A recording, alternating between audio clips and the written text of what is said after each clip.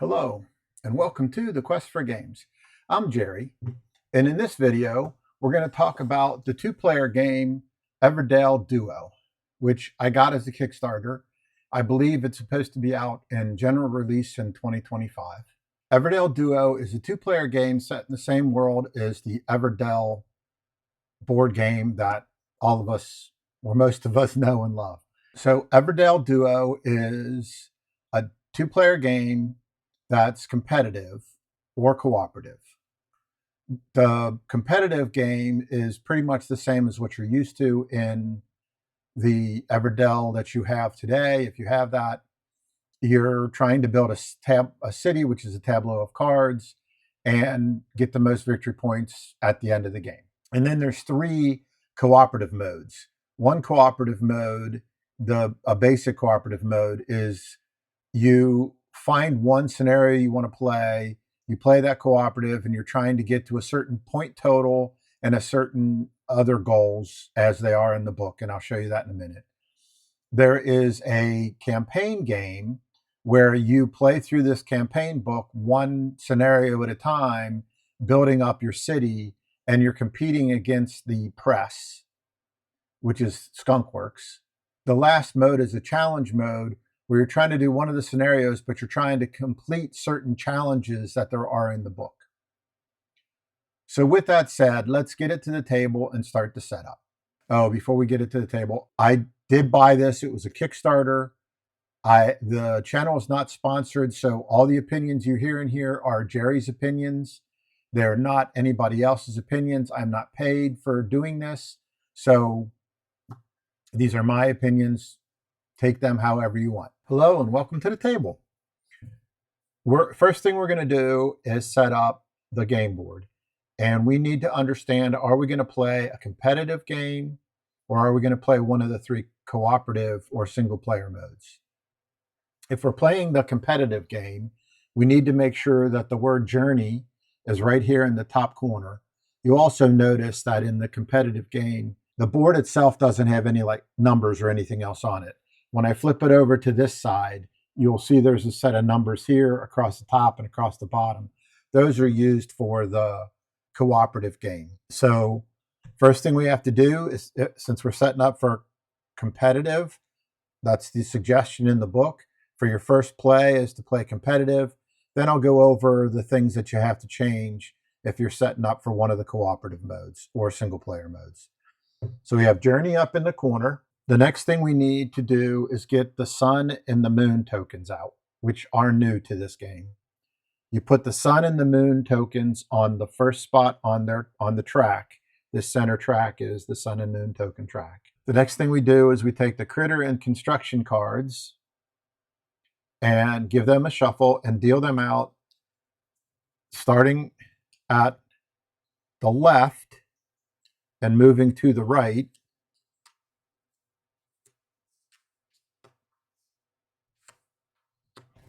And the spaces on the board,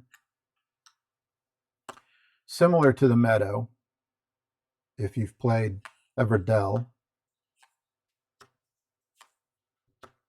you will notice that these cards are smaller than the ones that you're used to playing with in Everdell. I'll throw two of the cards right here so you can see what they look like. There's the tea house, so that's a construction, and there's the fool, so that's a critter. So those are what I have dealt out here in the center, and then I put the deck off to the side here. You then have to create general supplies of your wood, resin, stone, and berries. You have to make piles of your point tokens, or some people refer to that as gold. I have to get these out of the way so I have enough room. And you'll need a common resource of the occupy tokens, or the little door tokens. Next, we'll take what is referred to as the river tokens. And those are the long tokens that have that like river symbol or water symbol on the back. We'll take those, shuffle them up, and put two out in the river. Next, you will take the season cards. You'll put them out next to the board here in winter, making sure that the side that's face up doesn't have this skunk on it. The skunk will be used when we're playing the cooperative version. So you put out winter, spring, summer, and fall. Oh, wrong side. And fall. Okay, so this part's a little bit more involved. You have to sort your tiles, the event tiles. There's an A on this one. So you have to sort it into a pile of A, B, C, D, and E. And then you'll have an end game tile and a fair tile.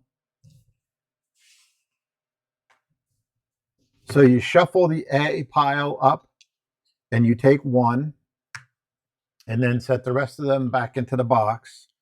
You shuffle the B pile up and you take one, put the rest back in the box. Shuffle the C pile up, take one, put the rest in the box, so on and so forth, right? Shuffle D, take one, put the rest back in the box. Shuffle E, take one, put the rest back in the box. And then you put your fair, your fair tile into that pile. You shuffle the pile that you just, the set that you just made, and then you put them out up on the top here. Oh, fair's first thing up. To build out your event stack.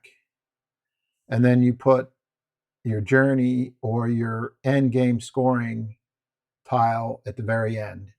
So the way this came out, I have A, B, C, D, E. So got a little shuffle in there. And there's the fair tile at the front. Those are your event tiles, similar to Everdell's event tiles. 3 hares to the whoever's going to play the hares, and you give the 3 turtles to whoever's going to play the turtles. Just so that you know or understand, in the competitive game, you don't use these skunks. So those just stay in the box. You won't be using this share tile. You won't be using the stopwatch tiles. So for a competitive game, we're set up and ready to play. To play this is in the cooperative mode. I had to flip the board over. I had to flip these tiles over so that their skunk works is on the top. And I now will need those skunk workers. And I'll probably need this share. We'll see. You go into the campaign book and you pick a campaign out of the campaign book and you set it up accordingly. So I'll pick this first one.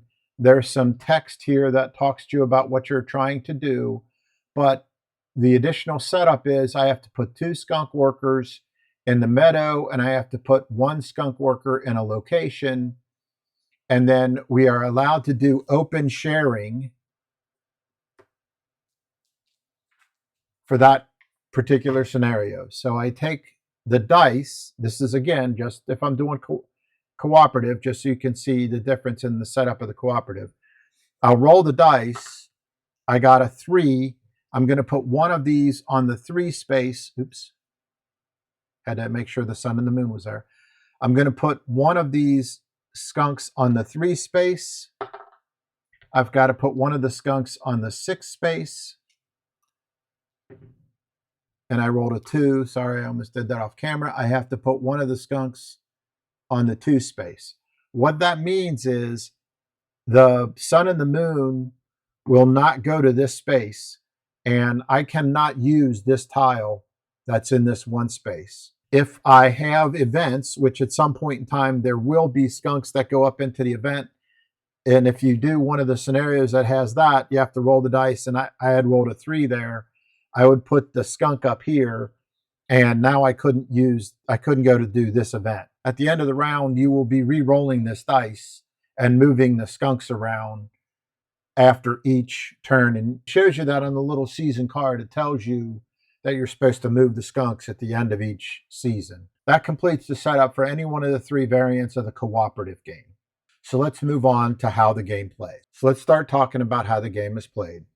I have the Turtles player aid up here, but the Turtles player aid and the Hares player aid is exactly the same. The first thing you have to do at the beginning of the season is you look at what am I supposed to start out with in the winter season. So this tile is telling me that for the hare, they get to draw one card out of this deck. So the hare takes one card out of the deck. And for the turtle, they take one card out of this deck and they can pick any card they want to out of the meadow. I'm going to pick the fairy here. And then that card will be replaced. So then we will play taking our turns. You can do one of three things on your turn. So let's start talking about what these worker spots mean. In this particular spot, they can get 2 resin and 1 berry. That's what that means. I don't know how well you can see these, but this one's 3 wood. This one's 2 resin or 2 berries. This one's draw a card and get any resource you want. This is draw a card and take an occupancy. Occupancy works a little different in Duo than it does in base Everdell. And I'll get to that in a minute. So let's just say the rabbit wants to get 2 resin, a stone, and a wood. So let's start out with the 2 resin and a berry. If they place the worker, they have to move the sun. So they move the sun to the second spot. So the turtle's going to go to the 3 wood. So the turtle gets 3 wood. And we have to move the sun token one more time. So neither person has the ability to play any cards yet. So the rabbit now wants a wood and a stone. I don't see any way for them to get a wood and a stone. So they'll go here.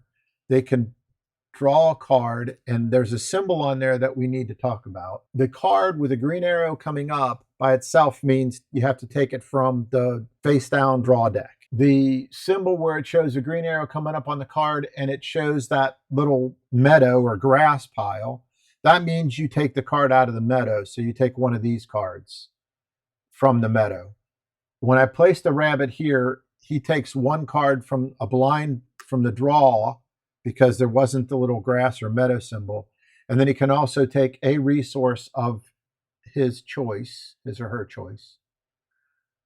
So they'll take a wood. So once I placed the rabbit and he got his resources, we needed to move the sun. Now it's the turtle's turn. The turtle wants resin. So they're going to go there and take 1 resin and 1 stone. And we have to move the sun again. Now it's the hare's turn. The first thing you can do is place a worker. The second thing you can do is play a card. The hare's trying to play a card. Still doesn't have the right resources to play this card. It doesn't have the right resources to play this card. You would look around here to play out of the meadow, similar to Everdell if you've played Everdell. You would look around here to say, can I play any of these 4 cards? No, because I need 5 berries, 3 berries, and I only have 1. I need 1 resin and 3 wood. I have 2 resin and 1 wood. I need 1 wood, 1 resin, and 1 stone. Well, I don't have any stone. I need 3 berries. I only have the 1. I need a wood, 2 resin, and 3 stone to play that card. So the hare can't play any cards. The hare's really looking for either berries to be able to play a card, or they'd like a stone. There's no stone left out on the board. So the hare's going to place its worker there, move the sun, and take the 2 berries this time. So they've now got 3 berries. It's the turtle's turn. The turtle actually has enough to play this card. I should move something so I can get a tableau going. So the turtle needs 3 wood and 1 resin to be able to play this card.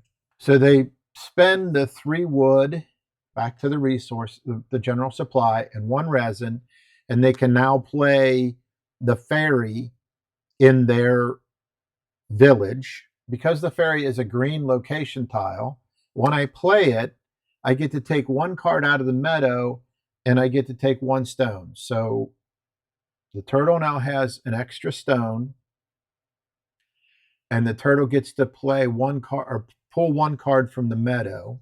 They'll pull this card from the meadow. That's now in their hand. That card gets replaced. Have to move the moon because I played a card. On the player aid, you can see that if I play a card, I have to move the moon. So now all 4 of these cards are available for somebody to try to play, and these 4 are available for somebody to try to play if they have the resources. These 4 here are not, because they're not spaces around the moon or the sun. So now it's the hare's turn. The hare wants to play a card, because that's really all it has left to do. It's put out all of its workers. It has 3 berries, so it can take the hired hoof critter card and play it in its tableau for the 3 berries. Because it was around the sun here, it can do that. Since they took the hired hoof, they get to choose 3 different resources, or cards, draw cards, or get victory points straight up. Well, they're still looking to try to get a stone. So they're going to take 1 stone resource, and they'll take a berry. It has to be 3 different, and they'll take a wood. Now we replace that card with a new card, and the moon has to move because they played a card. And I'm trying to get a separation here, but this is their tableau, and this is the turtle's tableau. Turtle's turn. Turtle still has a worker, and I will go and show this to you. The turtle is going to place his card there, his turtle there, and get one of these occupation tokens, and he gets to take a card from the meadow. So he's going to take a card anywhere from the meadow. He doesn't have to worry about the sun and the moon. He can just take a card from the meadow. So he's going to take the shopkeeper critter and put them in his hand, and that will get replaced. Locomotive just came up. All the expansions cards are in this Everdell Duo. So if you're not used to some of the, if you don't have all the expansions, there'll be some new cards in here. If you have played Everdell a lot, most of the cards are the same. All right, so now it's the hare's turn. The hare is going to now be able to play their tea house, which will cost them 1 wood, 2 resin, and a stone. Oops. I placed a worker, so I had to move this over. The turtle was placed, so I had to move the sun. Sorry. Placed a card, so I have to move the moon. And you can see we've got 1, 2, 3 cards play. 1, 2, it's moved 1, 2, 3 spaces. Doesn't work when you get further along because the tableaus will grow. But there is no tableau size since I'm on that. Unlike the regular Everdell, there is no size limit to your tableau, and there's no hand card limit. No limit of how many cards you can have in your hand. Unlike Everdell again. The turtle has this fairy card, which is a construction. There's a little symbol on the side of it that shows a house, and that lets you know that it's a construction. The turtle picked up this occupancy token, which here's a change that Everdell Duo has that's not the way it's played in Everdell. I now have this occupancy token, any construction, and I can now play a critter card for free because I have put the occupancy token down. So I can play the shopkeeper hare for free. So I just played another card. I got to move the sun or the moon over. The turtle's now placed this other card. The shopkeeper is a governance card. So from now on, every time the turtle plays a critter, they will get a berry. Now it's the hare's turn. And can the hare do anything or play any cards? Well, the hare actually can. Because the sun is here, there's this wanderer card, that's a critter card, that's only going to cost 1 berry.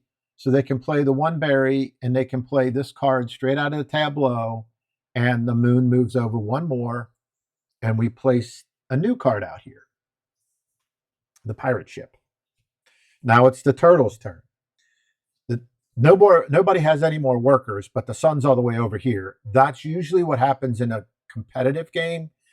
Once you start to see the skunks out here, you'll see that, oh no, sometimes in a cooperative game, you don't get to play all your workers because the sun skips spots. Right now, the turtle can play a card if they so desire. They're going to discard the Fool, so we'll put it in a discard pile. They're going to play out of the meta. They're going to play the Pirate Ship, and then the Pirate Ship gets replaced, and we move the Moon over. Now we're done with the season, so let's start talking about what happens during the season changes. All right, before I talk about season change, there was one other thing that could have happened, which I didn't do. You could have picked a card. So one of the things that it shows is pick a card from the deck or the meadow and move either the sun or the moon. Well, on that last turn, when the turtle played the pirate card, he could have instead left the pirate card in place and blind drew off the top or picked a card out of the meadow. Let's say he's going to pick the locomotive out of the meadow and then move the sun because he drew a card. That's the final one of the three actions that you can take. You can place a worker, you have to move the sun. You can play a card, you have to move the moon, or you can take a card from either the draw deck or the meadow, and then you have to move the sun or the moon, whichever one you decide you want to move. And just to be clear, when you're told to pick, I think I've said this already once, but when you are allowed to pick from the meadow, you can pick from anywhere in the meadow. You don't have to pick from where the sun or the moon is. You only, if you want to play a card from the meadow, it has to be someplace where the sun or the moon is. Okay, so with that said, there's one more thing on the card. You can discard 2 cards at any time and get a resource of your choice. So let's move to the next season. And so we're going to follow the season tracks over here. And in the spring, the turtle's going to go first, and he gets to activate any one of his production tiles.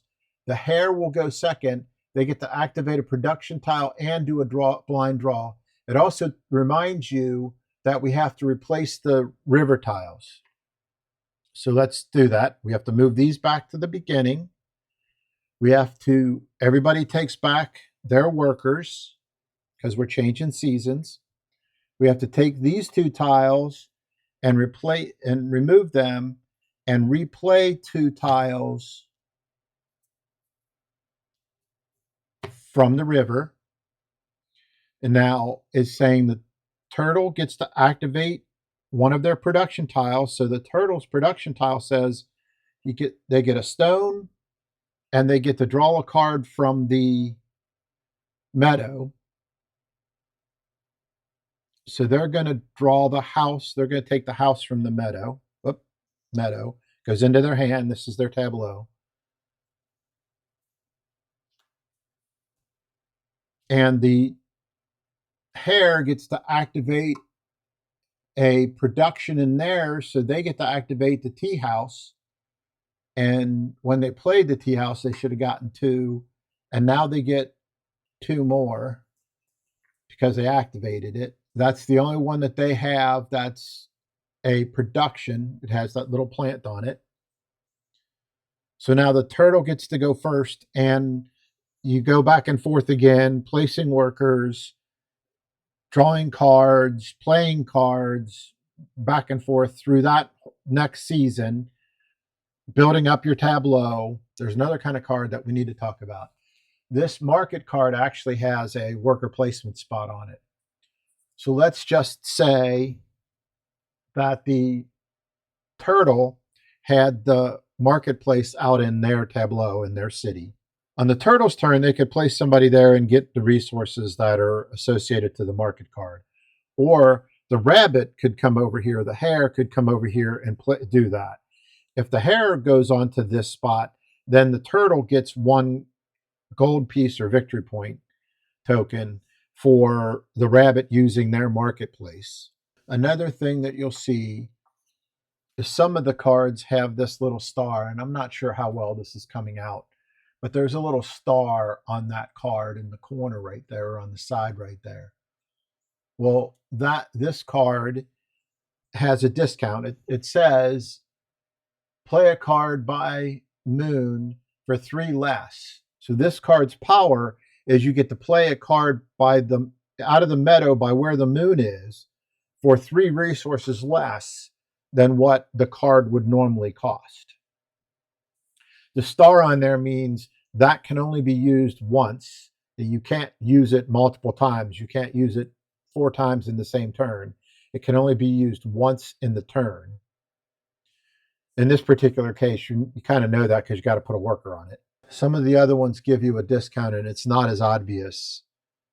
So the point of the star is it can only be used once a turn. Or this particular one, there's a star on it too, and it's saying you can play it twice per game. You can tuck a card underneath this card and play a card out of your hand for 3 less resources. But that star again is trying to tell you there are limited plays. We've talked about the season changes. You just continue to do that throughout the game. Each one of these tiles tell you what to do with the season change. Let's talk about these events across the top now because we haven't done any of the events. If the hare has this setup, they have 1 prosperity and 2 travelers. This one says if you have more prosperity and travelers than your opponent does, and you have at least 3, that's what the 3 is on here. So let me bring this in so you can see it closer. So if you have more travelers and prosperity cards in your city than your opponent and have at least 3 of them, you can claim this event. So looking at what the turtle has, the turtle doesn't have any of those.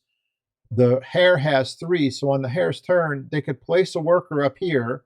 They get the berry because the berry's sitting right next to it, and then they get to take this card and put it into next to their tableau. They will get those 6 points at the end of the game.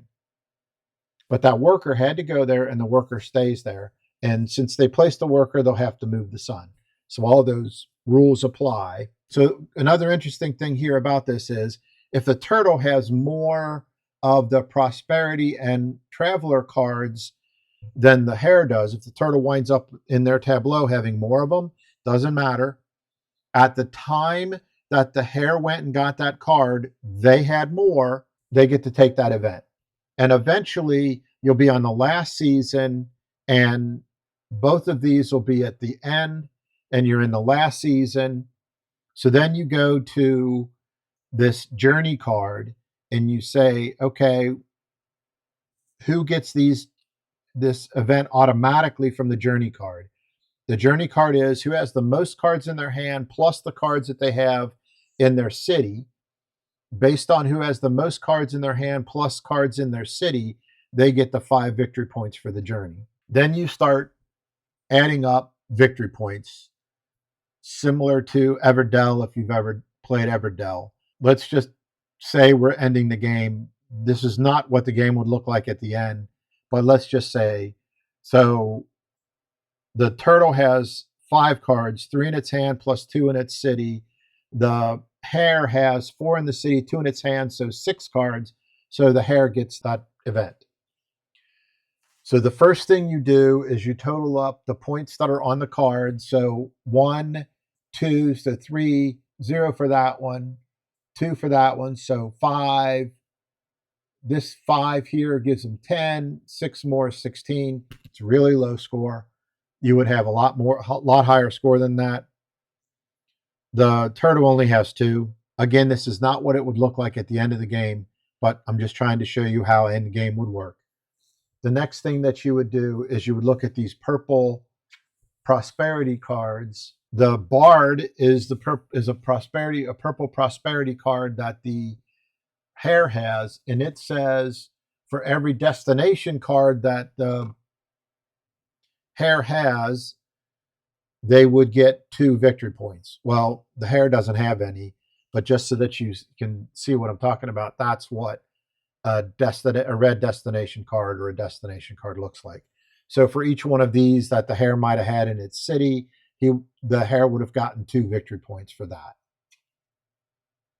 but didn't get any for that. Then you total up your victory tokens. So there's 1 for the turtle and 4 for the hare. You Oh, I already did the event cards in. So you would then total in the event cards, and you come up with whoever has the highest total, which obviously in this case it's the hare.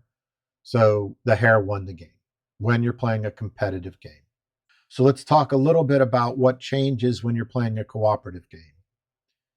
In the cooperative game, instead of having a two different cities, all of the city cards would have been in one location. So we would have shared those. The city cards would have all been shared. The events are all shared. Your victory tokens are not until the end of the game. Your resources are not shared. So the 3 stone that the turtle has and the 1 wood and the berry that the hare has, they're not shared resources. You have to have the resources that you need to play a card. You have to have those resources yourself to be able to play the card. Your hands are not shared. One other thing that does happen is there's this shared board. If share is open with the green side up, at the end of your turn, you can put a resource in there that you want to share, one resource. And at the beginning of the hare's turn, they can take that resource. So you can do some sharing of resources. You don't have open hands. You can't tell the person that I want to play the hotel. You can tell them I'm looking for stone or I'm looking for resin. Can you share me? Can you spare any? Can you share any with me? But you can't say I'm trying to play this card or I'm trying to play that card. Really quickly, that's the basic changes that there are in the when you're playing the cooperative game. Okay, so that's the rules, including a little highlight of what happens when you're playing a cooperative game. Let's go to final thoughts. So, final thoughts. I play Everdell. I'm a fan of Everdell. My wife and I have been playing it 2 players a bit. I do play it with larger groups too, but Everdell Duo did add enough changes to the game that it makes it fun to play as a 2 player game. The two of us do like to play cooperative games, so the cooperative part of this makes it really interesting. The city, we've played it a few times and our cities get really big. Playing off of each other is kind of interesting. You're not allowed to tell each other what cards are in your hand, but you can talk about the resources. The rules are set up differently. You can get more skunks out there on some of the harder scenarios, which makes it even more difficult. There is a thing in the campaign book. It says how many events you're supposed to try to get and then what your final score should be. So when you're totaling up your final score, you're supposed to try to beat the final score values that are in the scenario. I also didn't talk about these good news cards. You draw 3 good news cards at the beginning, and as a team, you decide which one you're going to take. And the good news things do allow you to do something once per game. So the differences between this and regular Everdell is you have this moon and sun, and that moving the moon and sun along and doing things like if you're playing competitively and drawing a card just to move the sun along, denying your opponent 1 worker placement is a different strategy that you don't have in the base Everdell game. Only having 3 workers the whole game makes you have to rethink how you are going to want to play. My normal play, because by the time I get to the end and I have all those workers and I'm going to get all these resources, my city's only about halfway to its maximum limit by that last round. And in that last round, by the end of that last round, I'm like, oh, I've got my city built up completely and I need to be careful about what cards I'm playing because I don't have enough room to shove more cards into my city. And here you don't have that big bang at the end. It seems to be constant and level throughout the whole game because you only have 3 workers. You're only going to get to play 3 cards and use 3 workers each round. Another difference, taking it out of the competitive and making it a cooperative game, that adds a lot more to the game, a lot more replayability in my mind to the game, walking through these scenarios, and the scenarios put different amounts of skunks out there. You have different goals in each one of the scenarios. You're trying to get to a different victory point level. That cooperative game and the campaign game is breathing more life into this world that I was starting to get to the point where I've played enough of it. So let's move on to like build quality and that. The build quality of this is fine. It is the Kickstarter, but I don't think there's anything in here that I haven't seen in normal base games of Everdell. In normal fashion, it's put together about the same. The event cards being this cardboard stock instead of a card stock, I like that. The seasons, instead of it being on a tree, it's these cards. That's nice. It's the cards are the same. They are smaller. So to me, that is a downside of this, is that the cards are smaller. The I guess the positive side of the cards being smaller is it takes up a lot less table. It doesn't have the same amount of table presence. Doesn't take up my whole table. It takes up a very small portion of the table. On my gaming table, this thing takes up maybe half. Where if I get an Everdell out, we're pushed for space to be able to have everybody's tableaus out, especially if we're playing four or more people. So on my gaming table, which is a normal size, I believe, gaming table, this is taking up a lot less presence. So I guess that's a good thing, but I would like regular size cards. So build quality is what I would expect out of a tabletop tycoon game. It's pretty much the same as any other Everdell if you've got any other Everdell. I'm going to change my scoring this year. I'm in a new year and we're going to change the way we score. The scoring that I was using, the 1 to 5, where 1 was a good thing, that's the best, and 5 was the lowest. That seems to be confusing people because a 1 out of 5 doesn't seem very good. Um, so we're going to flip that. I'm going to start that as of 2025, which is when I'm recording this one. So I'm going to do a scale of 1 to 10, 10 being the best. I would give Everdell Duo an 8 out of 10, which means to me that means I recommend the game. I would recommend it to you. It's a great game, but it doesn't reach the height of my absolute favorite game. So, is this a game that you may like? Well, it is a worker placement game. It is also tableau building. You're building a city. There is a little bit of engine building in it that you can put things down and add to them. You saw the board there that says, oh, for every one of these other kind of cards in my city, I get more victory points. So it is that style of game. If that's not your style of game, then maybe you won't like it. The fact that it has a competitive version of the game and a cooperative version of the game, I think makes the game appeal to a bigger audience, because there are some of those people that just won't play the game unless there's some competitive nature to the game. I have a few friends that are that way. It has this cooperative nature to it that you can just play it as a cooperative game. And so for those people that like cooperative games, it gives you that ability. It's a light campaign. It's not a legacy game where I'm destroying components or I'm destroying cards. It just basically says, here's your goals. Here's the setup for this campaign. So I hope that helps you decide whether or not this is a game for you or not.